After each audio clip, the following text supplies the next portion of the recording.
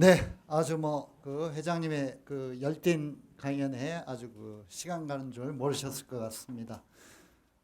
요즘 저 때문에 아주 그냥 며칠 전에도 오셨는데 계속 그냥 바쁘신 분이 아주 정말 노고가 많으시네요.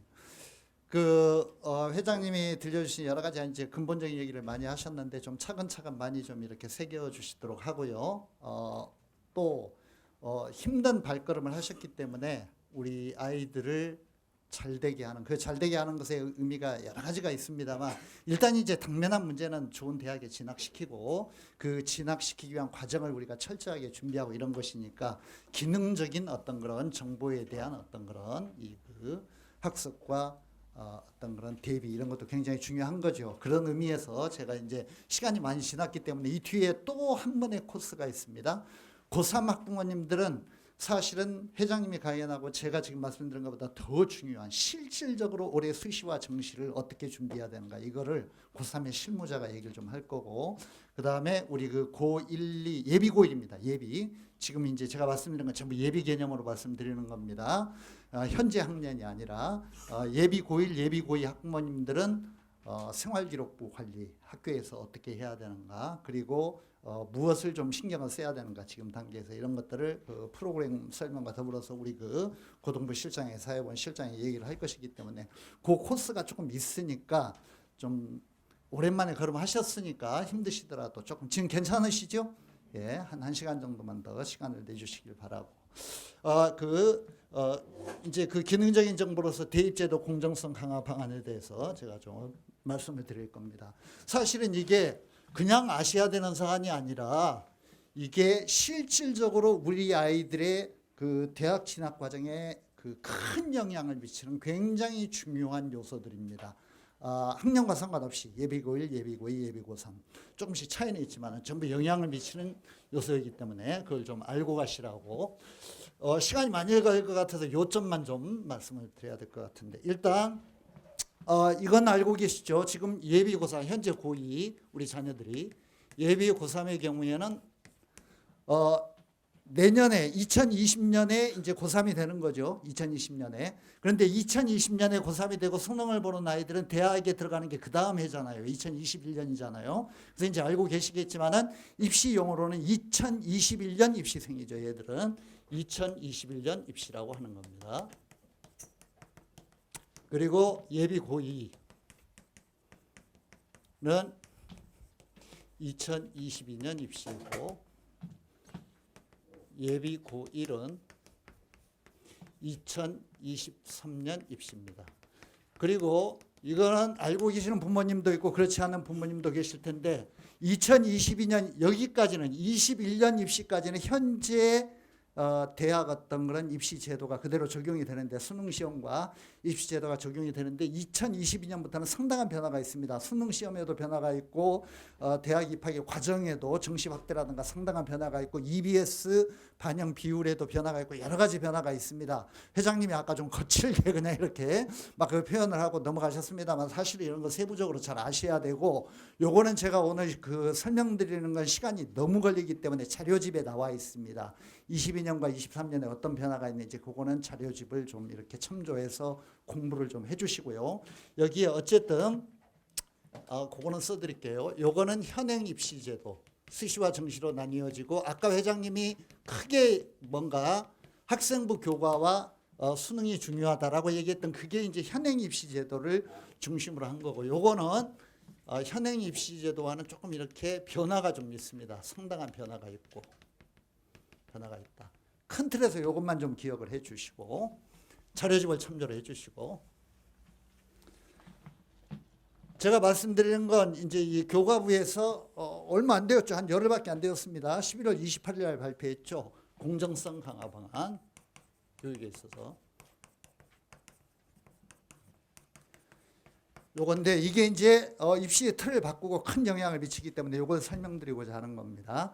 이거는 잘 아시다시피 그 유명한 조국 씨 때문에 이제 그 일어난 일이죠. 그래서 이 이제 그 조국 씨가 뭐 지금은 뭐 또 거의 잊혀진 뭐 얘기처럼 뭐 언론에 등장하지도 않습니다. 대단했죠 그 여파가. 그러면서 이제 특히 그 청문회 막 하고 그런 과정에서 그 딸의 이제 뭐 이렇게 진학 과정 이런 것들이 드러나면서 뭔가 그 고려대 입학하고 부산대 의존원 입학하고 이런 것들이 그냥 뭐 아직 이제 뭐 법률 판결이라든가 이런 것들이 나오지는 않았습니다만 그냥 평범한 어떤 우리 국민들이 보기에 뭔가 좀 석연치 않은 뭐 좀 이상하다, 이건 좀 말이 안 되는 것 같다, 이런 느낌을 주는 어떤 그런 과정이 있었던 게 사실이죠.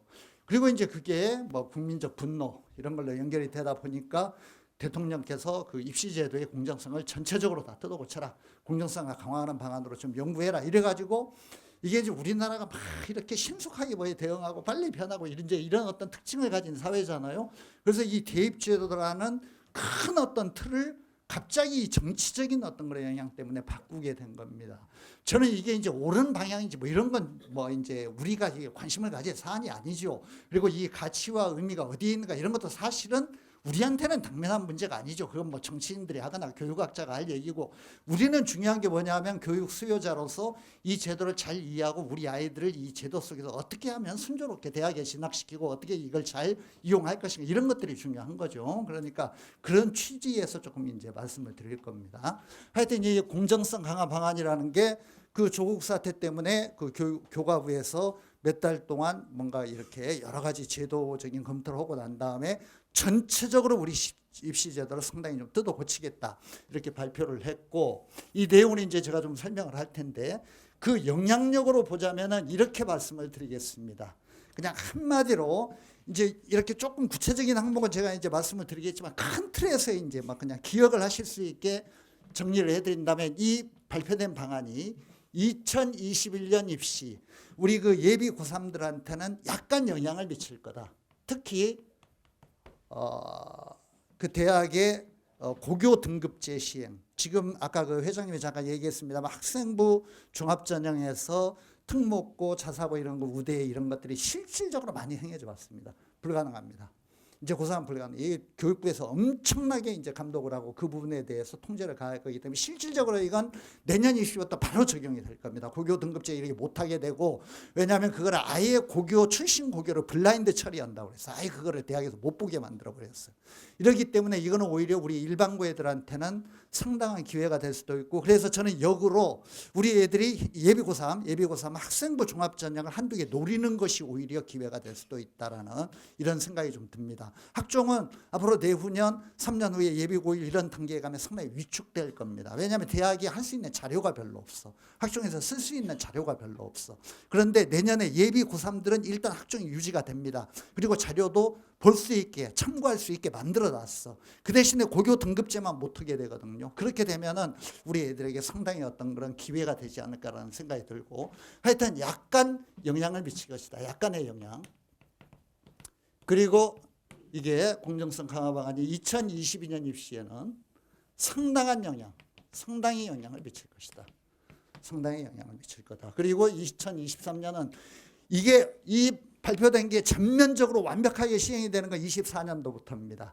그러니까 현재 예비 중3, 중학교 2학년부터 해당이 되는 건데, 실질적으로 대학에다가 이걸 막 그렇게 미리미리 당겨서 시행하라고 촉구를 하고 있기 때문에 제 생각에는 2023년도 되면 거의 전면적으로 시행이 될 겁니다. 그러니까 24년도와 23년도는 큰 차이가 없습니다. 그러니까 이거는 한마디로 말씀드리자면 매우 영향을 미칠 거다. 그러니까 약간 그리고 상당히 매우 이렇게 단계적으로 우리 그 학년에 따라서 영향을 미치게 될 거라는 거, 이거를 좀 기억을 해 주시고, 그러면 이 공정성 강화 방안을 이제 좀 설명을 드려야 되는데, 이거를 세 분야로 나눠 가지고 대학에 우리 아이들이 시험을 봐 가지고 대학에 들어가는 전체 과정의 그 공정성을 전부 다 강화시키겠다고 하는 건데, 틀로 나누자면 세 개의 틀로 나눌 수 있습니다. 먼저 대학 입학하는 과정에 관계되는 자료, 여러 가지 자료들, 그 전형 자료와 관련된 부분이 있고, 그 다음에 전형 과정과 관련된 게 있고, 그 다음에 전형 방식과 관련된 게 있습니다. 이거는 자료집에는 나오지 않습니다. 그러니까 제가 만든 용어들이기 때문에 자료집은 좀 이따 볼 겁니다. 그냥 이해하실 수 있도록 제가 만든 용어들입니다. 이 전형 자료는 그러니까 대학 입학하는데 수능 성적뿐만 아니라 내신 성적이라든가 이런 것들 여러 가지를 보잖아요.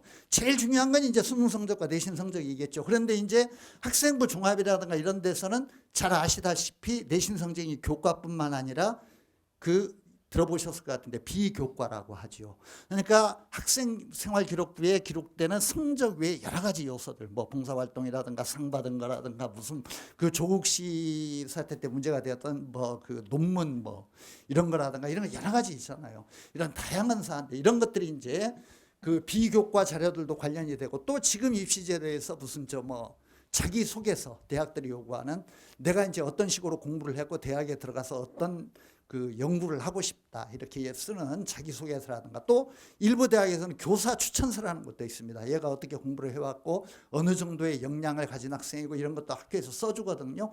그러니까 이런 다양한 어떤 그런 서류들이 있어요. 이렇게 대학 입학 관적에 관계되는 서류들이 있는데, 아주 한마디로 얘기하자면 이번에 교과부에서 발표한 건 뭐냐면, 단계적으로 시행은 하되 약간 상당히 매우 이렇게 단계적으로 시행은 해 나가되, 최종적으로 이 단계에 가서 23년이나 24년에 가서는 내신 성적 외에는 전부 없애겠다는 거예요. 다른 거 아무것도 못 보게 하겠다. 그러니까 말하자면 학부모들이 조금이라도 영향을 미칠 수 있는 수상식, 실적, 봉사활동, 어쩌고 논문 어쩌고 아무것도 안 된다는 거예요. 아무것도. 그러니까 모든 걸 반영하지 않겠다는 겁니다. 그리고 그거를 당장 시행하는 거 큰 문제가 있죠. 왜냐하면 그걸 중심으로 해가지고 대학 지나가려고 준비해왔던 예비 고3이나 예비 고1은 말도 안 되는 거 아니야. 그래서 3년 예고제라는 게 있거든요. 대학 이제 입시는 미리 3년 후에 3년 전에 예고를 해야 됩니다. 애들이 준비를 해야 되기 때문에. 그래서 이거를 일시에 없앨 수는 없으니까 23년, 24년에 가서 없애되 단계적으로 없애겠다라는 것이고, 큰 틀에서는 이런 정신입니다. 전형 자료로 말하자면 교과 성적 외에, 내신 성적 외에 다른 자료들은, 여타 자료는 반영을 통제한다. 교과 성적 외에 여타 자료는 반영하는 걸 통제한다. 그러니까 우리 예비 고1들은 2023년도 되면 거의 이렇게 될 겁니다. 그러니까 여기에 맞춰 가지고 뭔가 대입을 설계하고 준비할 필요가 있다는 그런 말씀 좀 드리고 싶고요. 자료집을 좀 보도록 하겠습니다. 81페이지 보도록 하겠습니다. 81페이지.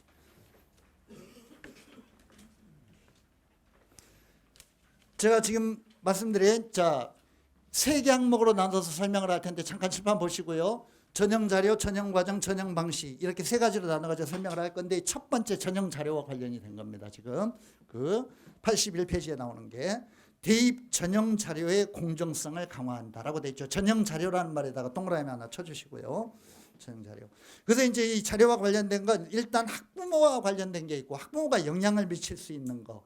여러 가지 어떤 그런 기록 과정에 가령 논문 작성이라든가 봉사활동 이런 것들을 화려하게 한다든가, 학부모가 영향을 미칠 수 있는 요소들을 전부 없애겠다. 그 다음에 학교와 교사에서 이걸 공정하게 써주는지, 혹시 학부모의 영향을 받아가지고 내용을 변경하다 이런 일들이 없는지 감독을 시행하겠다. 이제 이렇게 큰 틀로 보자면 두 가지로 나뉘는 건데, 학교와 교사의 공정성을 강화하겠다는 건 이건 큰 의미는 없는 겁니다. 그냥 감독을 잘 하겠다는 것이니까 학부모님들이 신경 쓸 문제는 아니고요. 첫 번째, 학부모의 영향력을 차단하겠다. 외적인 힘과 외적인 영향력이 어떤 그런 대입에 반영되는 구조를 뜯어 고치겠다. 이게 이제 중요할 것 같습니다. 그 밑에 읽어보면 부모의 배경 등 외부 요인을 차단한다 해가지고, 학생 개인의 능력이나 성취가 아닌 부모 배경, 사교육 등 외부 요인이 대입에 미치는 영향이 차단되도록 학생생활기록부의 내용, 자기소개서, 교사 추천서, 현재 대입 과정에 활용되는 여러 가지 서류들을 전부 개선하겠다는 겁니다. 어떤 식으로 개선을 하느냐, 그 내용이 밑에 나와 있는데, 교육과정 외의 활동은 대입에서 반영되는 걸, 그러니까 그때 교육과정이라는 건 실질적으로 내신 성적을 말하는 겁니다. 내신 성적 외에 다른 활동들은 대입에 반영되는 걸 폐지한다 해가지고 단계적으로 하는 겁니다. 그래서 학생부의 기재 항목을 축소한다. 밑줄 하나 쳐주시고요. 이거는 예비 고3, 예비 고2에 해당이 되는 겁니다. 그러니까 조금씩 줄여나간다는 겁니다. 대입에서 참고하는 내용들을 옛날처럼 다 참고하는 게, 다 작성하고 다 참고하는 게 아니라 줄인다는 것이고, 그 다음에 궁극적으로 23년도, 24년도에 가면은 교과 성적 외에 비교과 활동은 대입에서 반영하는 거 폐지한다. 밑줄 하나 쳐주시고 그게 중요한 겁니다. 비교과 활동은 대입에서 반영하는 거 폐지한다. 거기는 굉장히 중요한 거니까 별 표시를 하나 쳐주세요. 제가 강사 출신입니다. 그래서 맨날 별 표시 쳐라, 밑줄 쳐라, 형광펜 쳐라, 외워라, 뭐 어떤 때는 별 2개 막 어쩌고 막 이제 이런 식으로 그 얘기하는 게 습관이 되어 있습니다. 그러니까 좀 이해를 해주시고요. 그거는 비교과 활동을 폐지한다는 건 현행 대입구조에서 굉장히 중요한 내용이기 때문에 참고로 별표시고 기억을 해주시고 그 밑에 보면은 학생부 내 비교과 영역을 어떻게 개선해 가는가 표가 하나 나와 있습니다. 잘 보시면은요, 교과는 보실 필요 없고 거기 비교과 영역을 보면은 비교과가 잘 보시면은 현재 예비 고3에 해당이 되는 고2는 대부분 그대로 가는 겁니다. 왜냐하면 갑자기 뜯어 고칠 수가 없으니까. 아시겠죠? 그러니까 대부분 그대로 가는 겁니다. 그러니까 큰 영향은 없다고 보면 되고 예비 고2에 해당이 되는 2022년 입시, 예비 고1에 해당이 되는 23년도 입시에서는 줄인다, 금지한다 이런 내용들이 꽤 나옵니다. 그 밑에 표들을 이렇게 쭉 보시면 미반영한다, 미기재한다, 금지한다 이런 것들이 보이시죠? 그러니까 이런 것들을 자꾸 대학에 예산 지원과 관련시켜가지고 압력을 넣다 보면 대학은 24년도 이전부터 시행에 들어갈 겁니다. 그러니까 24년도에 전면적으로 시행한다고 되어 있지만 실질적으로는 23년도도 그렇게 될 거다라고 지금 예측을 하는 겁니다. 오른쪽에 24년도 입시가 현재 예비 중3, 중학교 2학년에 해당이 되는 거죠. 거기는 잘 보시면 모든 게 미반영이고 모든 게 미기재입니다. 그러니까 전부 하나도 기재하지 않고 반영을 하나도 안 하는 거예요. 전부 다 수상실적, 봉사활동 뭐 전부 다 모든 것들이 전부 다 기재를 하지 않고 반영하지 않는다 이렇게 되어 있는 겁니다. 그러니까 단계적으로 그 현 고2, 현 중3에서 고1, 현 중2가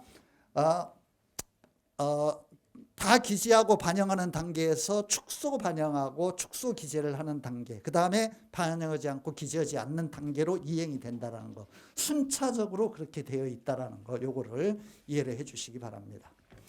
넘어갑니다.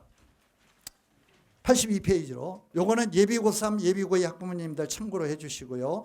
지금은 우리 아이들이 잘 모르시겠지만 수시에서 자기소개서 쓰는 게 큰일 중에 하나입니다. 9월 달에 수시 원서 쓸 때 8월부터 자기소개서 준비에 들어가가지고 애들이 한 달 정도 여기에 시간을 써야 돼요. 온갖 이제 첨삭하고 뭐 어쩌고 전문가한테 지도받고 대부분의 대학들이 상당수 대학들이 자기소개서를 요구하거든요. 근데 이 자기소개서를 단계적으로 폐지한다는 겁니다. 벌써 그 21년 입시에서부터 기재 사항에 대해서 엄격하게 감독을 하고 잘못 어떤 그런 대학에서 적용을 했을 경우에는 불이익을 주겠다. 이게 이제 대학에 겁을 주는 거죠. 실질적으로 이렇게 되면은 대학이 자기소개서를 대입과정에 점수화시켜서 반영하는 걸 꺼리게 되는 겁니다. 이런 식의 영향이 나타나게 돼. 그러니까 21년도에도 제가 아까 말씀드렸지만은 약간 영향을 미치는 겁니다. 이게 약간 영향을 미치는 걸로 나타나고 그 밑에 예비 고2와 예비 고1에 해당이 되는 22년도, 23년도에는 아예 그 기록 자체를 굉장히 줄여서 큰 영향이 없게 내용 자체를 줄이는 구조로 나타나고 그 다음에 24년도에 가면 자기소개서를 폐지한다. 아마 23년도에도 대부분의 대학들이 폐지할 것으로 저는 예상하고 있습니다. 그러니까 23년도와 24년도에는 그때부터는 예비 고1들은 자기소개서 쓸 일이 없게 될 겁니다. 이렇게 만들어 놓았기 때문에 교사 추천서는 당장 폐지합니다.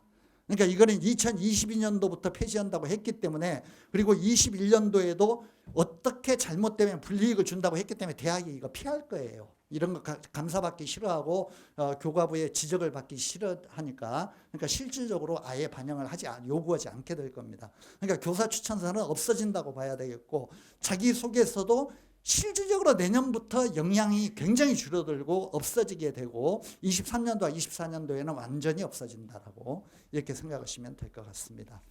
하여튼 이 그 큰 틀에서 이 그 전형 자료는 학생부의 비교과 요소, 교과 성적이 아닌 다른 요소들에 대해서는 철저하게 반영하는 걸 통제하겠다. 23년도와 24년도에는 완전히 없앤다. 그 전에는 단계적으로 없애간다. 그리고 적용을 하더라도 대학이 어떻게 적용하는지 우리가 눈 부릅뜨고 지켜보겠다. 이게 이제 그 교과부의 발표 내용이고 이렇게 되면 그 대학들이 몸을 사리기 때문에 실질적으로 학생부 종합 전형이라는 것이 상당히 이렇게 유명무실하게 아마 내년에나 어떻게 좀 대학들이 명맥을 유지할 수 있을까. 내후년부터는 현저하게 힘을 잃을 가능성이 있다라고 저는 이렇게 보고 있습니다. 좀 더 지켜보긴 해야 되겠지만.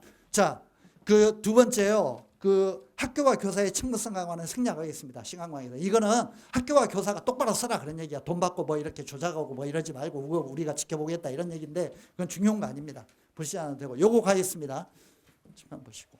전형 과정입니다. 이제 이 전형 과정은 뭐냐면 대학에서 아이들을 온갖 서류를 받고 성적을 받아가지고 처리하고 아이들을 뽑고 선발하는 그 과정 자체를 아주 공정하고 투명하게 되도록 우리가 지켜보겠다 이런 얘기인데 여기에서 전형 과정에서 이건 대학과 관련된 겁니다. 주로 대학이 뽑는 과정을 지켜보겠다는 건데 여기서 제일 핵심이 뭐냐면은 고교 등급제를 폐지한다는 겁니다. 그러니까 실질적으로 상위권 대학들은 아까 통계 우리 회장님이 강연할 때 통계 수치에도 봤지만은 학생부 종합전형이 50% 가까이 됩니다.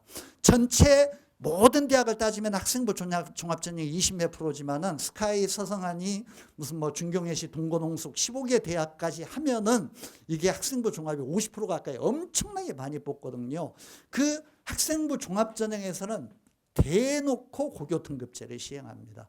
그러니까 이제 대학을 욕할 수도 없는 게 대학도 뭐 자기들 마음대로 이게 이제 나쁜 짓 하려고 그러는 게 아니라 대학들은 그런 데 대한 자기들만의 어떤 그런 그 상당한 데이터와 믿음을 가지고 있죠. 그러니까 용인외고라든가 민족사관고에서 4등급, 5등급 한 애가 시골에서 1등급 그 전체 1등 한 애보다 더 나은 애다라는 거 이런 걸 잘 알고 있어. 오랫동안 성적 추적해보고 대학에 입학해가지고 학점 얻고 막 이런 거 과정을 다 축적을 해가지고 자기들이 가지고 있기 때문에 그래서 그런 걸 가지고 시행을 하는 건데 어쨌든 뭐 그게 교육적으로 옳냐 그러냐 이런 건 나중 문제고 우리는 이제 여기 정확하게 파악하는 게 중요한 것이니까 어쨌든 이 그 대학들은 그걸 시행을 해왔는데 이거는 당장 내년부터 못하게 막은 겁니다.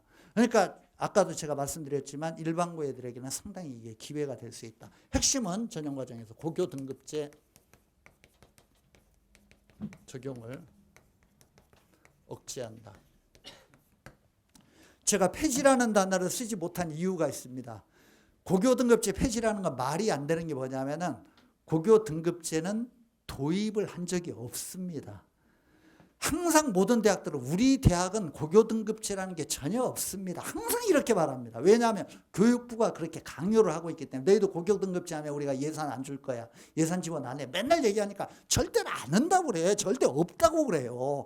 그리고 실제로 학생을 뽑는 과정은 공개를 안 하는 겁니다. 그리고 이제 외고 애들이라든가 뭐 용인외고 애들 무슨 뭐 어쩌고 상산고 애들 뭐 어쩌고 이런 애 하나고 애들 이런 애들 많이 뽑는 거죠. 이렇게 하는 겁니다. 대원외고 한영외고 이런 애들 옛날 얘기지만 그렇게 많이 뽑았던 거죠. 근데 이거는 이번에 이제 아시다시피 조국 씨의 딸이 한영외고 나왔잖아요. 한영외고를 나와가지고 고려대를 들어가가지고 부산대 의전을 갔는데 그 모든 과정이 정말 이렇게 좀 그 불투명하고 이런 어떤 요소들에 의해 가지고 뭔가 그 플러스가 된 이런 측면이 강하다 보니까 이 이제 정치 지금 현재 집권 세력들이 뜨끔한 거죠. 이게 뭔가 그냥 크게 뭔가 이게 국민들에게 책 잡힐 일인 것 같고 그러니까 아예 그냥 뭐 자라보고 논란 가서 소뚜껑 보고 논란 아예 다 없애버린 거야. 이거 고교 등급제는 철저하게 못하게 막아버리겠다 이렇게 된 겁니다.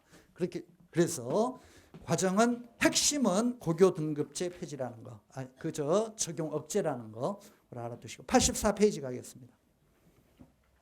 그걸 이제 다른 말로 하자면 대학에서 평가하는 과정에서 투명성과 전문성을 강화한다는 그런 개념인데 그 대학에서 전형 운영을 할 때 투명성을 강화한다. 그 핵심이 이제 고교 등급제 적용을 억제하겠다는 겁니다. 평가 과정에서 출신 고교의 후광 효과를 차단한다. 밑줄 하나 쳐주시고 그게 핵심입니다. 그게 이제 핵심이고요. 출신 고교의 후광 효과를 차단한다. 옆에다가 제가 아까 말씀드린 거 하나 써주시죠. 그게 출신 고교의 후광 효과를 차단하면 대원외고, 용인외고, 민족사관고 이런 데는요 스카이를 100명씩 갑니다. 면접 볼 때 200명씩 교복 입고 손잡고 가요. 그러면 벌써 심사위원 이렇게 그 면접관이라든가 이런 사람들 볼 때 느낌이 달라. 똑같은 교복을 입고 막 때로 몰려오니까 뭔가 그냥 얘들은 대단한 애들 같다. 벌써 인상부터 그런 느낌을 주는 거야.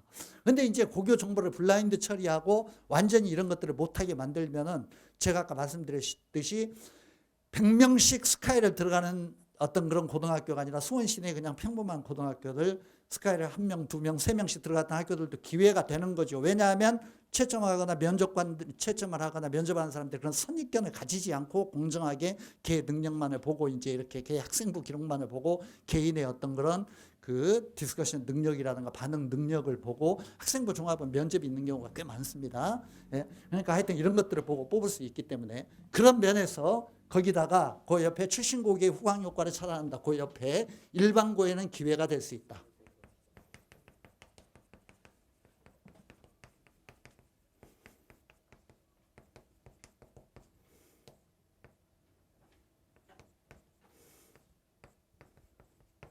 요거를 하나 써주시기 바랍니다.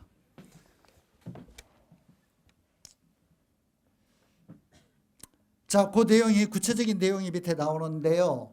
출신 고교의 후광 효과를 차단하기 위해 밑줄 치죠. 고교 정보를 블라인드 처리한다. 아예 고등학교를 못 쓰게 만드는 겁니다. 출신 고등학교를 못 쓰게 만들어 원서를 쓸 때 고교 정보를 블라인드 처리한다. 이거는 정부에서 철저하게 통제할 거기 때문에 이거는 그대로 지켜질 겁니다. 대학이 그렇게 간이 크지 않습니다.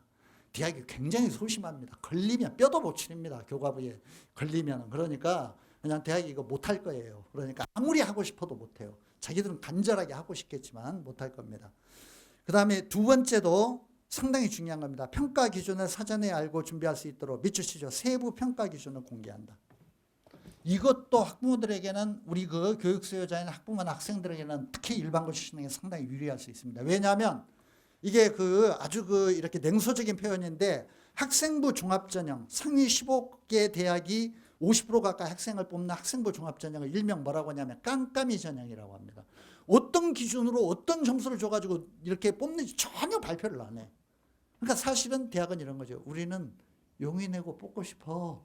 우리는 대원 내고 뽑고 싶어. 근데 그건 말은 못하는 거지. 그러니까 어떤 방식으로 어떻게 뽑는지 말을 안 해. 대학이 전혀 공개를 안 한다. 근데 교육부가 이제 교과부가 화가 난 거죠. 이 문제에 대해서. 그러니까 어떤 식으로 애들에게 가령 학생부 종합전형이라 하더라도 학생부 교과전형은 물론 이제 내신 성적이 몇 점이 되어가지고 다른 애들보다 몇 점이 떨어지고 뭐가 어떻게 되어서 이건 점수로 딱 나오는 거죠. 커트라인도 다 나오고 학생부 종합전형은 없거든요. 근데 그렇게 하라는 겁니다. 이게. 그러니까 말하자면 봉사활동에 몇 점, 수상실적에 몇 점, 무슨 뭐 학교의 동아리 활동에 몇 점 이렇게 배점을 해가지고 그게 남들보다 어떻게 위에 있어서 몇 점을 더 주었다. 이걸 다 밝히라는 거예요. 그거 다 공개하라는 거예요. 그거 감독하겠다는 겁니다. 그냥은 봐줄 수 없다는 거예요. 그게 이제 바로 거기 나와 있는 세부 평가 기준을 공개하라는 의미입니다. 그런 면에서 이제 그 세부 평가 기준은 뭐 여러 가지가 있겠죠. 수상 실적이라든가 뭐 봉사 활동이라든가 뭐 학교의 뭐 여러 가지 그 학교 내 서클 활동이라든가 뭐 그 학생회 활동이라든가 여러 가지가 있을 수 있을 텐데 하여튼 그런 것들을 상당히 계량화된 지표로 그러니까 숫자로 바꿔가지고 어떻게 평가하겠다 이런 것도 논술도 마찬가지입니다. 논술도 공개하지 않는 대학들이 꽤 있었거든요. 근데 논술도 이제 가령 전체적인 어떤 그런 창의성이라든가 뭐 문제를 해결하는 능력, 문장력 뭐 어쩌고 세부적인 기준을 전부 다 마련을 해가지고 뭐에 몇 점, 뭐에 몇 점 이렇게 해가지고 채점하겠다. 이거를 교과부가 전부 들여다보겠다는 겁니다. 그런 식으로 전부 점검을 한다. 그러니까 세부 평가 기준을 공개한다는 건 좀 더 이거는 아주 객관적이고 공정하게 운영될 가능성이 있고요. 이것도 그러니까 일반고 애들에게는 좀 기회가 될 수 있다. 그래서 제가 다시 한번 말씀드리지만 우리 예비고사 같은 경우에는 학종을 한번 노려볼 만하다. 그러니까 자기가 좀 이렇게 어느 정도 준비해온 스펙이라든가 학생생활기록부에 기록된 내용이 있으면은 학종을 수시 쓸 때 이제 전문가들과 우리 고3 담임선생님들과 상담은 해야 되겠지만은 예비 고1이나 예비 고2는 저는 그렇게 권하고 싶지는 않습니다. 왜냐하면 약화될 거예요. 어차피 예비 고1은 학종이 굉장히 약화돼 버릴 거예요. 아마 학종을 하더라도 학종에서 볼 수 있는 대학에서 참고할 수 있는 자료가 별로 없기 때문에 수능 조건을 지금보다 훨씬 강화시킬 겁니다. 지금은 학생부 종합전형은 수능 조건이 달려있는 대학이 있고 달려있지 않은 대학이 있어요. 달려있지 않은 대학이 훨씬 많습니다. 달려있지 않은 한 80% 정도가 수능 최저학력 조건이 없어. 그런데 학생부에서 들여다볼 참고할 만한 대학에서 이 아이가 좋은 아이인지 학습 능력이 있는 아이인지 학생부를 보고 판단할 수 있는 자료가 거의 없게 되면 대학은 다른 방법이 없기 때문에 학력을 검증하는 다른 장치들을 만들 거고, 그러면 뭐 수능이 강화되는 거죠. 그러니까 우리 대학의 학생부 종합전형은 뭐 무슨 뭐 2등급 2개, 3등급 2개 뭐 이런 식으로, 뭐 합의 몇 뭐 이런 식으로, 합의 6 이런 식으로, 서울대학이라든가 연세대학처럼 이런 식으로 이제 조건을 달 가능성이 있습니다. 하여튼간에 세부 평가 기준을 공개하도록 만들었다. 라는 거, 그거를 기억을 해 두시고, 3번은 중요한 거 아니고, 오른쪽에 85페이지에 2번 항에 대학에서 그 학생을 뽑을 때 전문성을 강화했다는 건, 이게 이제 논술 답안지라든가 이런 것들 너무 짧은 시간에 너무 많은 어떤 그런 답안지를 채점을 하고, 면접도 후딱후딱 형식적으로 대충 하고, 그러니까 그렇게 하지 말라. 충분한 시간을 가지고 충분히 채점을 하고 충분히 면접을 하고 이런 겁니다. 그래서 이제 대학이 그런데 좀 이렇게 더 투자를 하고 좀 더 내실 있게 하도록 그런 점검을 하겠다는 건데, 큰 요소는 아닙니다. 이거는 뭐 크게 관련된 건 아니고. 자, 2번까지 설명드렸습니다. 세 번째, 전형 방식입니다. 이게 제일 중요한 건데요. 칠판 보시고요. 아까 회장님 강연에 잠깐 나왔었는데, 이미 이 조국 사태 이전에 이 단계에서부터, 이 단계가 아니라 현재 21년 입시에서는요, 정시 선발이 수능으로만, 수능 점수로만 학생을 뽑는 전형이 전체 대학 정원의 한 19% 정도 되었어요. 굉장히 20% 이하로 떨어졌었어.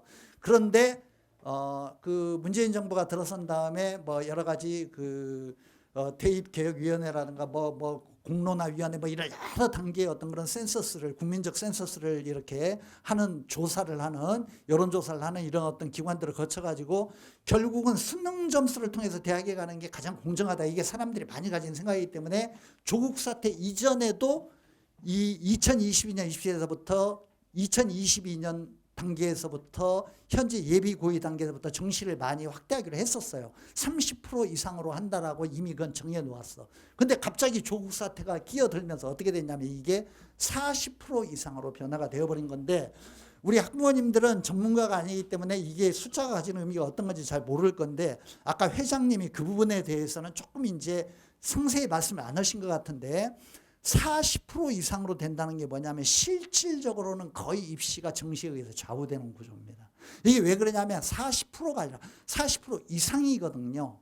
그러면은 대학에 따라서 41%도 할 수 있고 42%도 할 수 있고, 학생부 종합으로 좋은 대학들이 애들을 뽑을 방법이 없으면 정시를 막 45%도 하고 50%도 되고 이런단 말이야. 근데 그 발표하는 퍼센트가 중요한 게 아니고, 정시는 발표하는 퍼센트 비율보다 항상 애들을 더 많이 뽑아요. 항상 다 애들을 많이 뽑아. 혹시 그런 경험 안 해보셨나? 주변에 애들 중에, 친척 애들 뭐 이렇게 무슨 친지 아이들 중에 정시로 대학 갔다는 애들은 꽤 있는데, 수시로 간 애는 진짜 가뭄에 콩나듯 한 명씩 있어. 수시가 훨씬 더 많은데 70% 80%인데 그게 이유가 있어요. 수시에서 애들을 다 못 뽑아. 수시 애들을 다 뽑기 때문에 넘겨. 항상 지금도 그래. 지금도 정시로 넘어간다고. 애들을, 자기들이 뽑고 싶은 애들을 못 뽑으면 대학이 정시로 인원을 넘겨요. 그렇기 때문에 정시에서 우리 대학은 올해 몇 명 몇 프로를 뽑습니다 하는 것보다 정시는 항상 인원이 늘어나. 그런데 이 구조가 되면은 수시에서 더 많이 넘어갈 거라고. 그러니까 실질적으로는 40% 이상이 된다는 게 45%, 50% 가까이, 어떤 때는 50 몇 프로가 될 수 있고, 그러면은 대학에 가는 게 거의 정시로 결정이 되는 거예요. 왜냐하면 수시라는 건 이게 참, 가령요, 수시, 정시, 발표된 숫자가 수시가 60%이다. 정시가 40%라고 할 때, 이거는 실질적으로는 항상 더 수시 2월 인원 때문에, 2월 인원이 있기 때문에, 2월 인원 때문에 항상 더 상승하죠. 정시 선발 인원이 항상 더 상승하는 구조로 되어 있는 겁니다. 그리고 수시로 대학 가기 어려운 이유가 또 있어요. 수시라는 건 뭐냐면은, 이거는 여러 대학에 많은 아이들이 골고루 퍼져가지고 합격하는 어떤 그런 방식이 전혀 아니야. 무슨 말이냐면, 최고의 스펙을 가진 아이들, 내신도 좋고 여러 가지 스펙을 잘 쌓았고, 자기가 지나가기 위해서 열심히 공부했고, 뭐 학생부의 기록도 완벽하고 이렇게 여러 가지 준비가 된 애들이 5개, 6개 대학을 다 합격해. 한 수시대가 여러 대학을 합격한다고. 수시는 원서를 6개 내잖아요. 그리고 거기에 대해서 전부 통보를 받는다고. 그러니까 한 대학, 한 명이 아주 좋은 어떤 능력을 가진 애가 여러 대학을 합격하는 거야. 이런 구조로 되어 있는 거야. 정시하고 근본적으로 다른 구조예요, 수시는. 그렇기 때문에 몇 명의 애들이 독차지하는 거야, 얘기는. 그러고 나면은 애들이 이제 수시에서 이동이 일어나죠. 5개 대학이나 6개 대학을 합격해도 한 군데밖에 갈 수 없잖아. 그러면 나머지 대학은 허수로 합격한 거죠. 허수로 합격했으면 걔가 가령 서울대, 연대, 고대를 수시에서 다 합격한 애가 있다고 하면 가는 건 서울대 하나만 갈 거 아니야. 그러면 연대, 고대에는 허수로 합격을 한 거니까 그 인원을 채워야 되잖아. 이거를 이제 소위 말하는 추가 합격이라고 하는 겁니다. 그러면 그 연고대에서 추가 합격을 시키면은 그 추가 합격에 따라서 다른 데 있던 애들이 연고대로 끌려오고 그 자리는 또 비고 이렇게 막 연쇄 반응이 일어나잖아. 그 연쇄 반응이 일어나는 동안에 수시가 다 안 찬다고, 인원이. 그 이동 과정에서 끝나버린다고. 이게 애들을 다 못 채우고. 그러니까 그 인원이 넘어가는 거야, 정시로. 무슨 말인지 이해가 되시죠? 그러니까 항상 정시는 인원이 더 많아. 그리고 정시는 가나 다군이 있기는 있지만 대부분은 자기 성적과 자기 목표에 맞춰가지고 한두 군데 합격을 하기 때문에 정시에 쓰는 애들은 수시처럼 능력이 좋은 애들이 막 쓸어버리는 이런 현상이 없어요. 그러니까 정시에서 대부분 다 자기가 가는 대학이 결정이 되고 합격을 많이 한다고. 그러니까 지금 20%인 현행 제도에서도 정시의 영향력이 꽤 되는데 40% 이상이 되면 실질적으로 대학은 옛날에 학력고사라든가 이런 것과 비슷하게 완전히 수능 성적이 전체 대입을 쥐고 흔들 가능성이 있습니다. 그런 면에서 이제 이 그 전형 방식에서 정시를 확대한다는 건 큰 영향을 미치는 거고, 수능이 이제 제가 아까 나중에 마무리로 정리를 해드리겠지만 수능이 제일 큰 영향을 미치게 된다라는 그런 결과를 가져오게 될 겁니다. 핵심을 말씀드리겠습니다. 전형 방식은 정시를 확대한다.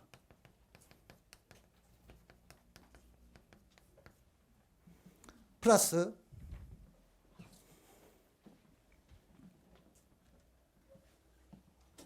이제 정시를 확대한다고 해놓으면 대학들이 꼼수를 부릴까 봐 학생부 종합전형을 억제하고 정시를 확대하면 대학들이 자기들 나름대로 또 뭐 논술이라든가 온갖 방식으로 또 학생을 뽑는 걸 또 만들어내가지고 애들이나 학부모들이 또 논술 준비해야 되고 뭐 준비해야 되고 뭐 준비해야 되고 이렇게 어렵게 만들까 봐 다른 방법으로는 아예 못 뽑게 만들어놔 버렸어. 그러니까 내신 성적과 수능으로만 학생을 뽑아라. 그러니까 여타의 방식은 아예 그냥 못 쓰게 만들겠다. 논술은 폐지가 목표입니다. 좀 이따 제가 정리해드리겠지만 논술은 없어져요. 2024년도에 없애는 겁니다. 폐지돼요. 논술 전형은. 상위 15개 대학은 논술 전형이 10%가 넘습니다. 10명 중에 1명 이상을 논술 전형으로 뽑았거든요. 근데 논술로 뽑지 말라는 거예요. 왜냐하면 학종을 억압하면 논술로 많이 뽑을까 봐. 논술로 20% 30% 이렇게 뽑으면 또 문제가 되니까, 그러니까 아예 못 뽑게 만들어놨어. 그래서 정시 확대하고 방식을 단순화시키겠다. 전형 방식을 교과와 수능 성적 이런 식으로 아주 단순한 방식으로 만들겠다라고 이런 식으로 정리를 해놓은 겁니다. 이게 핵심입니다. 제가 지금 노란 분필로 써드리는 게 핵심 사항입니다. 여기에 전형 방식은 86페이지로 가 있습니다. 대입 전형의 구조를 개편한다 이렇게 되어 있는데 그게 제가 써드린 전형 방식의 개편입니다. 대입 전형의 구조 개편. 학종과 논술 전형 쏠림 현상이 심한 서울 소재 좋은 대학들이죠. 상위 15개 대학을 중심으로 수능 위주 전형, 정시 전형을 확대한다. 그리고 제가 지금 써드린 칠판에 두 번째로 써드린 내용, 학생부 위주의 전형, 수능 위주의 전형, 이렇게 두 가지 방식으로 단순화시킨다. 논술이라든가 다른 거 못하게 한다. 이런 겁니다. 다른 방식으로 학생 뽑지 말아라. 그런 얘기예요. 자, 밑에 내용 보도록 하겠습니다. 1. 정시에서 수능 위주 전형을 확대한다. 밑줄 쳐주시고요. 이거 아주 중요한 겁니다. 별표시 하나 쳐주세요. 수능이 굉장히 늘어나게 된다. 그래서 좀 더 구체적으로는 교과부에서 발표한 내용은 서울의 16개 대학 아시죠? 스카이, 서성한이, 중경외시, 동건홍숙 뭐 어쩌고 우리가 소위 인서울이라고 할 때 뭐 이제 그런 어떤 대학을 말하는 겁니다. 16개 대학을 대상으로 2023학년도까지 24년도가 아닙니다. 23년도 예비 고1입니다. 지금 예비 고1까지 40% 이상을 만들어라 라고 주문을 한 겁니다. 40% 이상을 완성시킨다. 밑에 그 대학들 나와 있습니다. 그냥 애들이 선호하는 좋은 대학이 전부 다 여기에 해당된다. 이렇게 생각하시면 아주 간편합니다. 그냥 모든 좋은 대학들 다 해당된다. 전부 다. 그러니까 이게 그 학종이라든가 논술로 애들을 많이 뽑는 그런 대학들은 그렇지 못하게 만들겠다. 수능으로 더 애들을 많이 뽑아라. 이게 공정한 방식이니까 이거를 억압하겠다는 강제하겠다는 겁니다. 대단히 중요한 거고요. 그러니까 큰 틀에서 보자면은 이 대학들이 지금 거기 써 있는 대학들이 저 보시고요. 중심축이 학생을 선발한 중심축이 학생부 종합전형에서 정시의 수능 전형으로 옮겨간다. 이렇게 보시면 되는 거예요. 그러니까 학생부 종합전형을 위해서 스펙 관리 뭐 어쩌고 이런데 그동안에 썼던 신경을 수능 성적 올리는 데 더 신경을 쓰는 게 핵심 포인트죠. 우리 부모님들이 준비하실 건. 그리고 예비 고3은 조금 다르다. 예비 고3은 그 제도를 학생부 종합전형을 지금 당장 줄이거나 없앨 수는 없기 때문에 이 기회를 조금 이용해가지고 그동안에 관리해온 스펙이라든가 학생부의 어떤 그런 비교과에 좋은 내용들이 있으면 그걸 활용해가지고 도전해 볼 만한 어떤 그런 그 여지가 있다라는 거 그렇게 좀 정리를 해드리겠습니다. 오른쪽에 2번 항 보겠습니다. 87페이지에 학생부 위주의 전형과 수능 위주의 전형으로 대입 전형을 단순화시킨다. 이거는 아까도 말씀드렸듯이 학종을 억압해가지고 논술이라든가 이런 데가 부풀어나는 풍선 효과를 막기 위해서 다른 어떤 방식을 막아버리는 겁니다. 그러니까 학생부 교과 이런 식으로 수능 위주의 어떤 그런 정시 이렇게 단순화시킨다는 거야. 다른 거 복잡하게 만들지 않겠다. 이게 제일 깨끗하고 공정하다 이렇게 보는 거죠. 그게 2번 항입니다. 그래서 그 밑에 보면 논술 위주의 전형을 폐지한다. 밑줄 치시고요. 논술 위주의 전형을. 이거는 목표가 24년도입니다. 단계적으로 줄여나갑니다. 단계적으로 줄여나가서 폐지하는 겁니다. 그러니까 지금 우리 예비 고2나 예비 고1은 논술 전형은 거의 없는 전형이 될 거다. 이렇게 생각하시면 정확할 겁니다. 특기자 전형 폐지합니다. 단계적으로. 이것도 억압합니다. 그러니까 다른 방식들 다 쓰지 말라는 거야. 그러니까 내신 성적하고 수능 성적으로만 대학 가는 구조를 만들겠다. 3번은 이게 좀 골치 아픈 건데 사회 통합 전형 이것도 또 제 생각에는 이거 상당한 우리 그 대입 과정에서 문제를 일으켜갔다는 제가 그런 예감을 가지고 있습니다. 제 그동안에 오랜 이런 일을 해본 경험으로 이게 10%면 엄청난 거거든요. 근데 대학의 정원의 10% 이상을 이걸로 뽑아라. 이거 아시죠? 사회통합전형이라는 게 뭔지 그 기초생활수급자라든가 장애인이라든가 농어촌 특별전형이라든가 뭐 탈북민 전형 이런 것들입니다. 사회적으로 소외받는 계층들을 대학에서 선발하는 이제 그 계층 어떤 그런 위화감을 없애고 어떤 고른 기회를 사회적으로 이렇게 주기 위해서 이런 전형을 확대하겠다는 건데 부모님들의 그 자녀에 대한 어떤 그런 그 투자와 그 교육적 열의는 우리나라가 세계에서 최고죠. 수단 방법을 가리지 않죠. 그러니까 농어촌 특별전형 확대시키면 농촌으로 이사가죠. 무슨 이렇게 위장 이혼해 가지고 불우 가정을 만들어 가지고 이렇게 막 이게 도대체 나는 이게 10%를 뽑으면 도대체 어떤 일들이 일어날지 이게 참 머리 좋은 학부모님들이 많기 때문에 도대체 이거 어떤 일들이 또 벌어지는데 이거 만만치 않습니다. 난 이거 그냥 너무 쉽게 생각하는 것 같다는 생각이 드는데 아마 일단은 농촌으로 이사 가는 분들이 많아지지 않을까. 이사 가면 괜찮죠. 사실 살면은 그거는 정당한 거죠. 근데 주소만 옮겨놓고 농어촌 전형으로 어플라이 하거나 이런 이제 일들이 생기게 되니까 문제가 되는 거죠. 그냥 할머니나 할아버지 집으로 옮겨놓고 이제 삼촌 집으로 옮겨놓고 농어촌 학생이다 해가지고 이게 이제 온갖 부작용이 예상이 되는데 이걸 왜 이렇게 강화시켰는지 이게 만만하지 않은데 하여튼 거기 셋째 줄에 보면은 사회적 배려 대상자 선발은 10% 이상을 의무화시켰습니다. 밑줄 하나 쳐주시고 내가 밑줄 치라고 하니까 괜히 이 방식을 노리라고 얘기하는 것 같은데 하여튼 좀 참고로 해주시기 바랍니다. 제가 큰 틀의 설명은 드렸습니다. 큰 틀의 설명은 드렸고요. 89페이지 한번 보겠습니다. 89페이지. 이제 말씀드린 내용을 아주 알기 쉽게 89페이지에 별첨 1 자료로 정리를 해놓았는데요. 수시에 지금 4가지 전형, 정시에 2가지 전형 방식이 있잖아요. 그러면은 학생부 교과 전형은 현재 42.4%입니다. 2020년 입시를 기준으로 해서. 근데 이게 앞으로 교과 성적 중심으로 자꾸 학생을 뽑으라고 하니까 늘어나겠죠. 증가할 겁니다. 더 증가하게 될 거고 증가에 동그라미 하나 쳐주시고 학생부 종합은 단계적으로 계속 위축되고 감소될 겁니다. 현재는 24%이고 그리고 아까 말씀드렸죠. 상위 15개 대학 스카이, 서성한이, 중경외시, 동고농숙을 기준으로 하면 50% 가까이 됩니다. 근데 이거는 상당히 위축이 될 겁니다. 그런데 없어지지는 않습니다. 이게 이제 대학들이 어떻게 할지는 모르겠지만 뭐 학생부 종합전형이라는 틀이 유지가 되고 있고 교과와는 또 다른 특성을 가진 애들, 내신을 잘하는 애들이 아니라 나름대로 어떤 방면의 능력과 개성을 가지고 창의성을 가지고 있는 애들을 대학은 또 뽑는 방법을 모색을 해야 되고 교육적으로 그게 아주 나쁜 일도 아니죠. 그렇기 때문에 학생부 종합전형이 어느 정도는 또 유지가 되어갈 가능성도 있습니다. 이런 반문이 가능하죠. 그러면 아니 비교과를 기재도 안 하고 반영도 하지 말으라고 하면서 그러면 뭘로 뽑는다는 거냐. 그러니까 학생부에 기록되는 내용은 교과와 비교과가 있는데 비교과를 그렇게 반영을 안 하고 기재를 못하게 하면 학생부 종합전형은 뭘 보고 뽑냐. 그러면 어떤 식으로 대학을 뽑으라는 거냐. 저 대학에서 뽑으라는 거냐. 이런 의문이 생길 수 있잖아요. 그렇죠? 교과부에서는 이렇게 말하고 있습니다. 교과부의 대답입니다.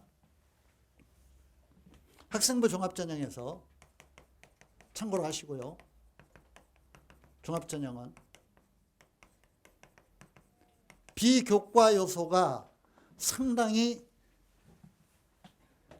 억압이 돼버리기 때문에 참고 자료로 이런 것들을 통해서 학생을 선발할 수 있다라고 교과부가 얘기를 했습니다. 일단 학생부의 내용이 교과와 비교과로 나뉘어지는데 요거는 이제 뭐 전문가가 돼야만 좀 아시는 내용인데 교과의 내용이요. 내신 성적 등급과 뭐 표준 점수 뭐 저거 석차 이런 것뿐만이 아니라 다른 내용들이 교과 안에 조금 있어요. 혹시 세특이라는 말 들어보셨어요? 예, 세특이라는 게 있습니다. 세부 능력 특기 사항이라고 하는 건데 세부 능력 특기 사항이 뭐냐면은 각 과목의 담임들이 한 학기 수업을 하고 난 다음에 그 아이에 대해서 평가를 해주는 거예요. 얘는 특히 과학 실험에 대해서 굉장한 집중력과 열의를 보인 학생입니다. 수학에서 미적분의 이해 능력이 굉장히 뛰어나고 문제를 잘 풀었습니다. 각 과목의 담임들이 전부 기록부에 쓰게 돼 있어요.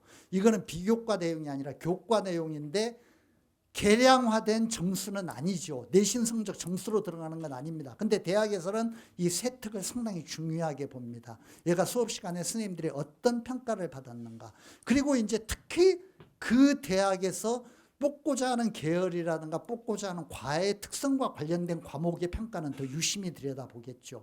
의대 같으면 생명과학이라든가 화학에 대해서 좋은 어떤 그런 평가를 받았는가 이런 걸 잘 들여다보겠죠. 이런 게 이제 중요하다는 겁니다. 그래서 그 교과 내에 세특, 세부 능력 특기사항 요거를 참조하라는 겁니다. 역으로 우리 부모님들은 이 세특이 잘 관리가 되도록 해야 된다는 것이죠. 이거는 관리의 문제가 아니라 공부를 열심히 해야 됩니다. 공부를 잘해야 되고 선생님한테 이쁘게 보여야 되는 거죠. 선생님이 이쁘게 봐줘야 잘 써주는 거죠. 이거는 그러니까 이거 선생님한테 잘 써달라고 모든 과목 선생님을 찾아다니면서 얘기할 수도 없는 거고 그러니까 세특이 중요하고 그 다음에 담임이 작성하는 교과 내에 담임이 작성하는 항목이 있습니다. 행동 특성. 이 아이는 성실한 학생으로 뭐 어쩌고 뭐 이렇게 이제 쓰는 거 있죠. 예. 행동 특성 및 종합 의견.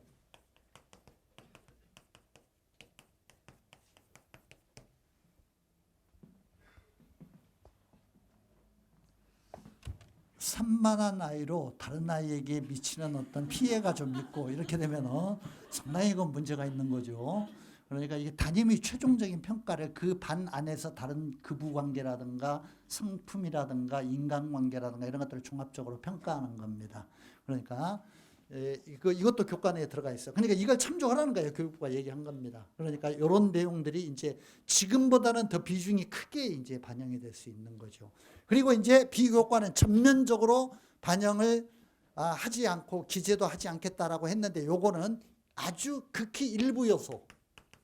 극히 일부 요소는 살려놓았습니다. 극히 일부 요소. 비교과 중에 가령 동아리 활동 같은 건 24년도 이후에도 유효합니다. 학교 내에서 어떤 서클을 했는가. 그것도 자율 동아리는 안 되고, 그러니까 아이들끼리 자기들이 만들어가지고 한 서클은 부모가 영향을 미칠 수 있기 때문에 안 된다는 거야. 학교에서 지정한 동아리, 학교가 개설한 동아리에 활동해가지고 가령 무슨 영자신문 읽기반에서 활동을 했다. 무슨 이러면은 영문과 지나가는데 유리할 수 있겠죠. 이런 식으로 이제 좀 그런 것들은 활용한다는 거고, 이거는 워낙 그 비교과 요소를 없애버렸기 때문에 학부모들이 막막하죠. 학생부 종합전형은 사실 이 부분을 집중적으로 들여다보는 거거든요. 이 부분 교과 외의 활동을 집중적으로 들여다보는 건데, 이거는 실질적으로 교과잖아. 담임평가든 과목평가든 교과 내용인데 이거를 너무 막아버렸기 때문에 이렇게 되면 학생부 종합전형 하지 말라는 얘기와 비슷한 말이 됩니다. 그래서 교과부도 아주 이 고민이 많은 거죠. 그래서 이번에 발표할 때 뭐라고 발표를 했냐면, 이건 추후에 나오게 됩니다. 2022년도에 이 비교과의 기재 방식을 전면적으로 바꾼다. 그러니까 지금처럼 수상 실적이라든가 무슨 논문 작성이라든가 무슨 이런 식으로 봉사활동이라든가 부모가 영향을 미칠 수 있는 부분은 빼고, 어떻게 좀 아이의 특성과 성품을 이렇게 잘 드러나도록 할 수 있는 식으로 비교과를 바꾸겠다. 그거는 연구하고 있다, 이렇게 얘기를 했습니다. 연구하고 있고 2022년도에 발표한다, 이렇게 얘기를 했거든요. 그거는 써드릴게요. 2022년도에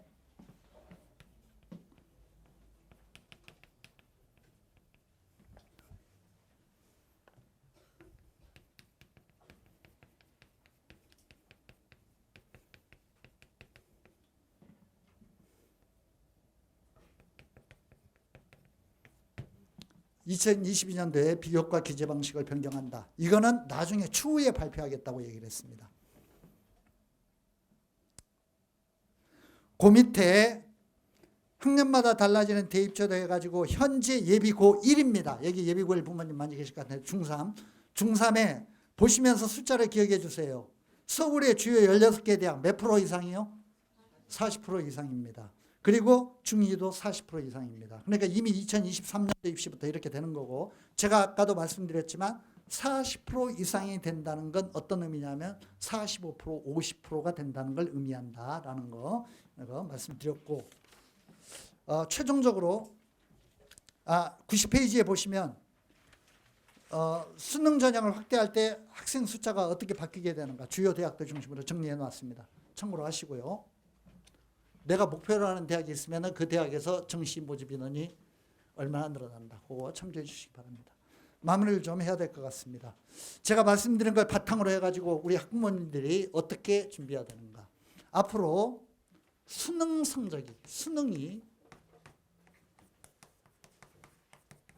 대입과정의 중심 역할을 하게 된다.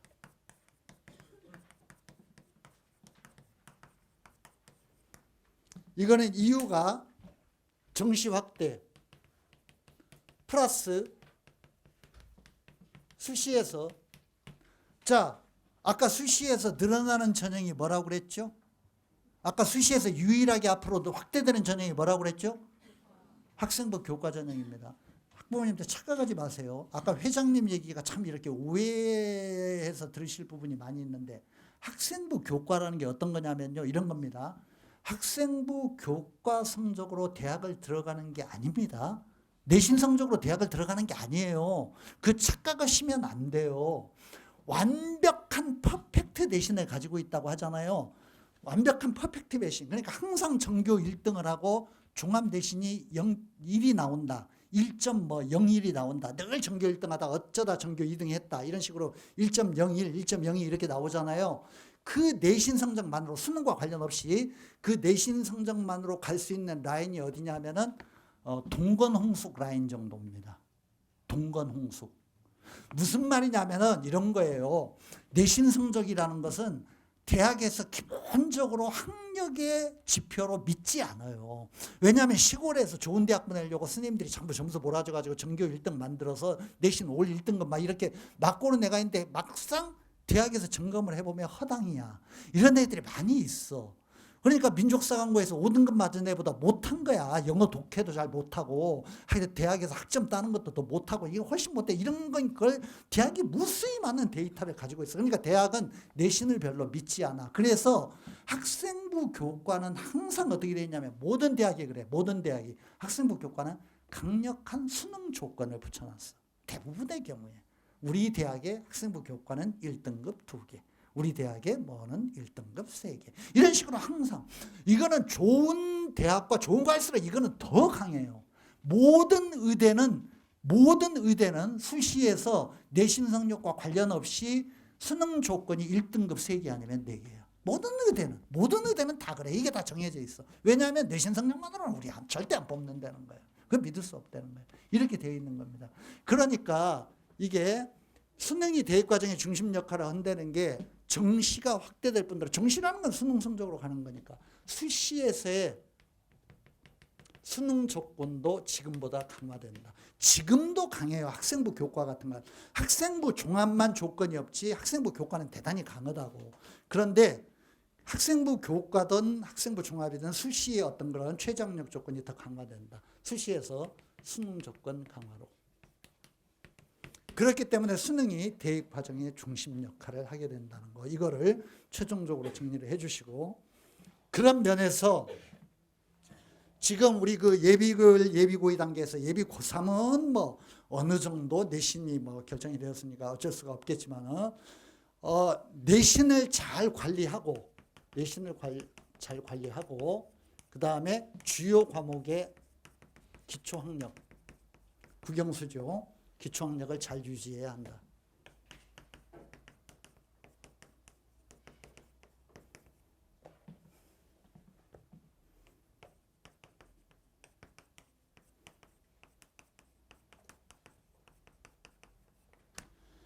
아까 그 회장님 강연 들으면서 조금 그 오해가 있으실 것 같아요. 제가 이 부분에 보충 설명드리겠습니다.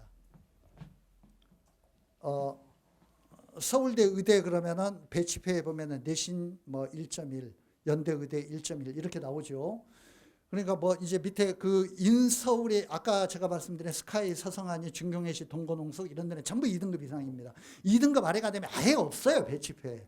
그러면은 이게 우리 아이가 지금 그 1학년 1학기 때 3등급을 받았다. 혹은 4등급을 받았다. 지금 예비고사 학부모님들은 뭐 이거 무수히 많이 보신 숫자죠. 늘 성적표에서 보시던 숫자죠. 이런 숫자들을 보면 때로는 5도 섞여 있고 이런 숫자를 보면은 배치표에 보면은 자 스카이, 서성, 한이, 중경, 외시, 동건, 홍숙 이 모든 라인까지 배치표에 보면은 2등급 이하 하나도 없어. 3만원은 여기는 뭐 아예 그냥 나타나지도 않아. 그러면은 우리 부모님들 어떻게 생각하시냐면 너는 내신 성적이 이러니까 이 대학은 이미 틀렸다. 이렇게 생각하시는 거야. 그렇죠? 예, 그리고 다른 방법을 찾아야 되겠다. 여기서부터 모든 비극이 발생하는 거예요. 전혀 그렇지 않아요. 실제로 이 대학들에 가보면 여기 라인뿐만 아니라 심지어는 스카이, 서성한이 라인까지도 3등급, 4등급 맞으면 수두룩해. 그러니까 이게 오해를 하시면 안 된다는 거야. 내신이라는 게 어떤 의미냐면 그 내신 성적으로 대학을 가는 게 아니야. 대학을 가는 게 아니라 내신이라는 건 이거 설명하면 시간이 많이 걸리는데 대학에서는 그 아이가 성실하게 학교 생활을 했는가 반영하는 성실도 지표로 많이 활용을 해. 학력 지표는 수능으로 많이 활용을 하는 거야. 수능을 바꾸면은 얼마든지 내신이 안 좋아도 내신 3등급을 받고 의대 가고 치대 간 애들 많이 있어요. 우리 학원에서 1년 재수시켜가지고 보내는 애들 많이 있어요. 그러니까 수능 성적으로 대학은 결정이 되는 거고 내신은 보조 역할이야. 보조 역할을 하는 내신에서 중요한 게 뭐냐면 나쁘게 관리를 하면 안 돼. 이게 아주 핵심인 거예요. 이게. 그리고 발전 지향성을 보여주는 게 대단히 중요한 거고. 무슨 말이냐면 모든 대학들이 이런 식인데 내신 1등급과 2등급 학생부 교과에서도 똑같아. 1등급과 2등급의 점수 차이와 7등급과 8등급의 점수 차이가 똑같은 게 아니야. 우리가 상식적으로 생각하면 등급 간의 점수 간격을 균등하게 배분해야 될 것 같잖아. 전혀 그렇지 않아요. 모든 대학이 어떻게 됐냐면 이게 1등급과 2등급의 내신 1등급과 2등급의 우리 학교 학생부 교과 전형을 어플라이를 할 때 1점의 점수 차이를 준다면 7등급과 8등급은 15점을 만들어놔. 무슨 말이냐면 7등급과 8등급 이런 정도로 떨어지게 되면은 우리 대학에 원서 내지 말라는 거야. 학교 생활을 아예 포기하고 불성실하게 하니까 우리는 싫다는 거야. 그런데 1등급 맞으려고 노력하다가 약간 실수해서 2등급 된 게 뭐 이렇게 큰 차이냐. 학력 지표가 아니기 때문에 내신에 대해서는 그렇게 크게 신경 쓰지 않아. 점수를 굉장히 좁혀 놓았어. 그래서 이렇게 크게 많이 이렇게 그 내신의 어떤 그런 점수로 합격 불합격이 좌우되는 경우는 많지는 않아. 학생부 교과에서 내신 등급 경쟁만큼이나 내신 점수에 의해서 학생부 교과는 들어가는 거니까 그만큼 중요한 게 뭐냐 하면은 수능 조건이야. 학생부 교과 전형에 상당수의 아이들이 수능 조건에 걸려가지고 다 떨어져 버려. 그런 애들은 원서를 안 봐. 아무리 내신이 퍼펙트해도 수능 2등급 2개, 무슨 뭐 합의 6등급 이런 조건이 안 되면 아예 그냥 전형 대상이 아니야. 걔들은 다 빼버리는 거야. 그 자리를 누가 올라가느냐. 내신 3등급, 4등급 애들이 다 들어가는 거예요. 전부 다. 그래서 궁극적으로는 그게. 그러니까 가령 어느 대학에 우리 대학의 평균 내신 등급이 이 대학의 내신 평균 등급이 그 배치표상에서 2.5등급이다. 2.3등급이다. 이거는 잘 보세요. 이게 평균 등급이라고. 이 말은 뭐냐면은 1.5도 있고 3.5도 있다는 거야. 이 안에 합격한 애들 중에. 2.3등급이라는 것도 똑같죠. 1.3도 있고 3.3도 있다는 거야. 이 안에. 그러니까 3.3을 맞아도 저 안에 들 수 있다. 이런 생각을 해야지 내신이 떨어지기 시작하면 너는 대학은 틀렸다. 이렇게 생각하는 건 잘못된 거라는 겁니다. 그 말의 의미가 뭐냐면은 내신은 최대한 관리를 해줘야 된다. 위쪽으로 붙이도록. 그러니까 6등급, 7등급 이런 등급이 되면 안 돼. 대학은 굉장히 싫어해요. 그런 애들. 굉장히 싫어해. 그래서 대학이 그런 애들을 굉장히 싫어해서 뭘 만들었어? 이해가 되잖아. 지금 전체적으로 그림이 그려지지 않습니까? 그걸 싫어해서 뭘 만들었냐면 학생부 종합전형을 만든 거야. 학생부 종합전형. 왜냐하면 학생부 종합전형에서는 민족사관고 6등급도 뽑을 수 있는 거야. 점수를 이렇게 기계적으로 반영하지 않고 뽑을 수 있는 거야. 용인하고 7등급도 뽑을 수 있는 거야. 이렇게 기계적으로 반영하지 않고. 그러니까 학생부 종합전형은 어떻게 점수 계산하는지 전혀 안 알려줘. 자기들 마음대로 뽑아. 뽑고 싶은 애들 마음대로 뽑는 거야. 그리고 학생부 종합전형을 크게 이렇게 부풀려 놓은 거야. 그러다가 이제 이번에 이 사태, 조국 사태를 맞아가지고 이 그 비극적인 결과가 나타난 그런 거 이제 막 어떻게 보면 장난이면 장난이고 대학 나름대로의 고심이라면 고심인데 이런 어떤 현상이 빚어지게 된 거죠. 그런 면에서 대학은 근본적으로 내신에 대해서 크게 이렇게 신뢰를 가지고 있지 않다라는 거. 그런 것들 항상 명심해 두시고 우리 아이가 내신이 약간 떨어져도 다른 가능성이 있다. 수능 공부 열심히 하면 대학에 갈 가능성이 있다. 이거를 명심해 주시기 바랍니다. 아까 회장님이 얘기한 거 이거 꼭 명심해 주세요. 특히 저학년일수록. 내신 공부와 수능과 앞으로 논술 전형도 단계적으로 폐지되기 때문에 조금 시간이 남아있는데 논술은 하나의 트랙이다.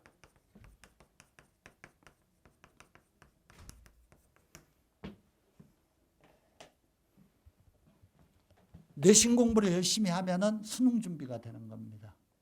앞으로는 EBS 연계 비율이 줄어들기 때문에 집중적으로 고3이 되어가지고 할 수 있는 수능 학습이라든가 이런 것들이 아주 이렇게 기계적으로 뭔가 이렇게 그 익혀가지고 시험을 볼 수 있는 고득점을 할 수 있는 여지가 훨씬 더 줄어듭니다. 기초학력이 굉장히 중요해요. 제가 여기 기초라고 썼잖아요. 기초학력. 왜냐하면 EBS 연계율이 줄어들어. EBS 교재에 나오는 지문과 문제 이런 것들 그대로 수능에 반영하는 거 이거를 자꾸 줄이고 있어요. 50%로 현행 70%에서 50%로 떨어뜨립니다. 이렇게 될수록 교과서 내 기본 개념을 잘 익히는 게 중요하고 그거는 내신 대비할 때 익혀지는 겁니다. 그러니까 내신 공부하고 수능 공부하는 게 전부 똑같은 길이라는 거. 이런 어떤 마음 자세로 학교에서 교과서 공부할 때 충실히 공부하고 성적 관리 잘하고 그리고 3학년 때 가가지고 본격적으로 이제 수능 대비하고 이런 식으로 그 학습 코스를 잡아주실 거 이런 것들 부탁을 드립니다. 제가 드리고 싶은 말씀 굉장히 많이 했지만 뒤에 한 코스가 더 남아있기 때문에 힘드시겠지만은 힘드세요?